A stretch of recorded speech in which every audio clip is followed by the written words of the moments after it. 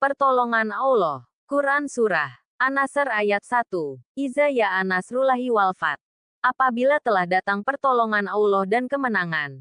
Tafsir. Wahai Nabi Muhammad. Apabila telah datang pertolongan Allah kepadamu dan pengikutmu dalam menghadapi kaum kafir Quraisy. Dan telah datang pula kemenangan kepadamu dengan penaklukan Mekah menjadi kota yang suci kembali dari kesyirikan dan kekafiran.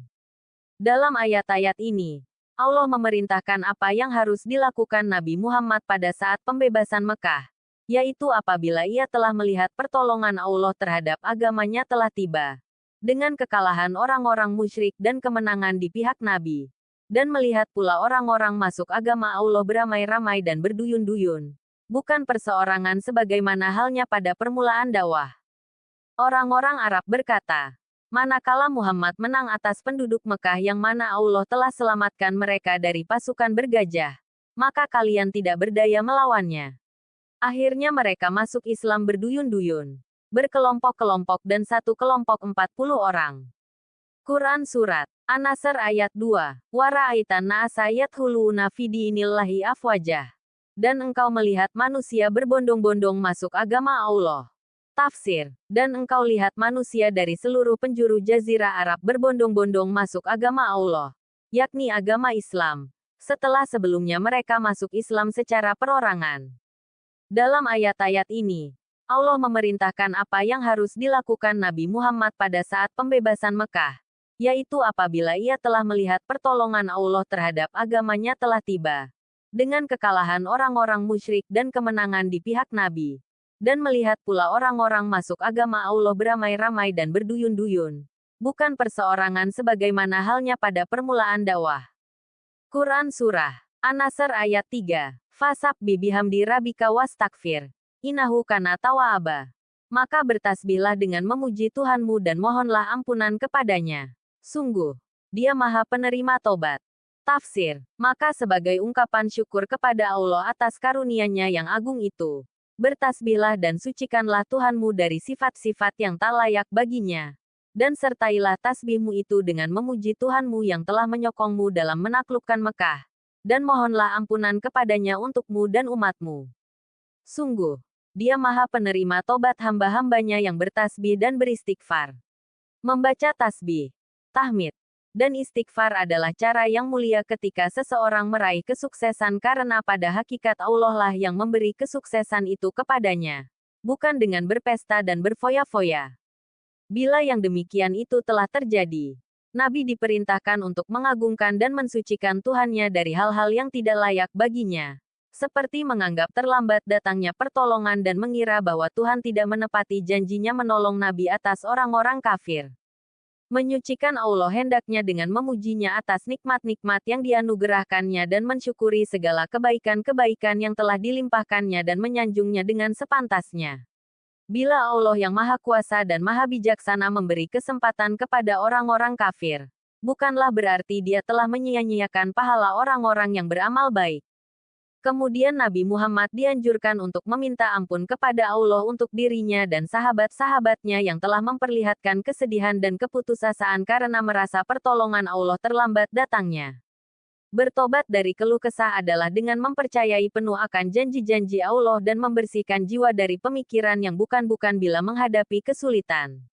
Hal ini walaupun berat untuk jiwa manusia biasa, tetapi ringan untuk Nabi Muhammad sebagai insan kamil, manusia sempurna. Oleh sebab itu, Allah menyuruh Nabi SAW memohon ampunannya. Keadaan ini terjadi pula pada para sahabat yang memiliki jiwa yang sempurna dan menerima tobat mereka, karena Allah selalu menerima tobat hamba-hambanya. Allah mendidik hamba-hambanya melalui bermacam-macam cobaan dan bila merasa tidak sanggup menghadapinya harus memohon bantuannya serta yakin akan datangnya bantuan itu. Bila ia selalu melakukan yang demikian niscaya menjadi kuat dan sempurnalah jiwanya. Maksudnya, bila pertolongan telah tiba dan telah mencapai kemenangan serta manusia berbondong-bondong masuk Islam, hilanglah ketakutan dan hendaklah Nabi SAW bertasbih menyucikan Tuhannya dan mensyukurinya serta membersihkan jiwa dari pemikiran-pemikiran yang terjadi pada masa kesulitan. Dengan demikian, keluh kesah dan rasa kecewa tidak lagi akan mempengaruhi jiwa orang-orang yang ikhlas selagi mereka memiliki keikhlasan dan berada dalam persesuaian kata dan cinta sama cinta. Dengan turunnya surah An-Nasr ini, Nabi memahami bahwa tugas risalahnya telah selesai dan selanjutnya ia hanya menunggu panggilan pulang ke rahmatullah. Ibnu Abbas berkata, ketika turun ayat Ida ya Nasrullahi wal Fath, Rasulullah SAW memanggil Fatimah. Lalu berkata, kematian diriku sudah dekat. Fatimah pun menangis. Rasulullah SAW berkata, jangan menangis. Karya kamu adalah anggota pertama dari keluargaku yang akan menyusulku. Fatimah pun tertawa bahagia mendengarnya. Para istri Nabi SAW yang melihat hal itu berkata, wahai Fatimah, kami melihatmu menangis lalu tertawa. Fatimah berkata, Rasulullah SAW memberitahuku bahwa kematian dirinya telah dekat. Maka aku menangis. Namun, beliau mengatakan, jangan menangis. Karena kamu adalah anggota pertama dari keluargaku yang akan menyusulku. Maka aku pun tertawa bahagia. Riwayat Al-Darimi. Ibnu Umar berkata, surah ini turun di Mina ketika Nabi mengerjakan haji wada. Sesudah itu turun firman Allah. Pada hari ini telah aku sempurnakan agamamu untukmu. Dan telah aku cukupkan nikmatku bagimu. Dan telah aku ridai Islam sebagai agamamu. Al-Maidah, ayat 3. Nabi hidup hanya 80 hari setelah turun ayat ini. Kemudian setelah itu, turun ayat kalalah. Dan Nabi hidup sesudahnya 50 hari. Setelah itu turun ayat. Sungguh, telah datang kepadamu seorang rasul dari kaummu sendiri. At-Taubah ayat 128. Maka Nabi SAW hidup sesudahnya 35 hari. Kemudian turun firman Allah. Dan takutlah pada hari ketika kamu semua dikembalikan kepada Allah. Al-Baqarah ayat 281. Maka Nabi SAW hidup sesudahnya hanya 21 hari saja. Keterangan mengenai Qs. An-Nasr. Surat An-Nasr terdiri atas 3 ayat. Termasuk golongan surat-surat Madaniyah yang diturunkan di Mekah sesudah surat At-Taubah. Dinamai An-Nasr pertolongan, diambil dari perkataan Nasr yang terdapat pada ayat pertama surat ini. Hadits pilihan, dari Aisyah Ummul Mukminin, bahwa ia berkata, sudah biasa Rasulullah Shallallahu Alaihi Wasallam berpuasa beberapa hari, hingga kami mengira bahwa beliau akan berpuasa terus. Namun beliau juga biasa berbuka tidak puasa, beberapa hari hingga kami mengira bahwa beliau akan tidak puasa terus. Dan aku tidak pernah melihat Rasulullah Shallallahu Alaihi Wasallam menyempurnakan puasanya sebulan penuh, kecuali Ramadan. Dan aku juga tidak pernah melihat beliau puasa sunnah dalam sebulan yang lebih banyak daripada puasanya ketika bulan Sya'ban. Hadis riwayat Muslim nomor 1956. Hadits pilihan.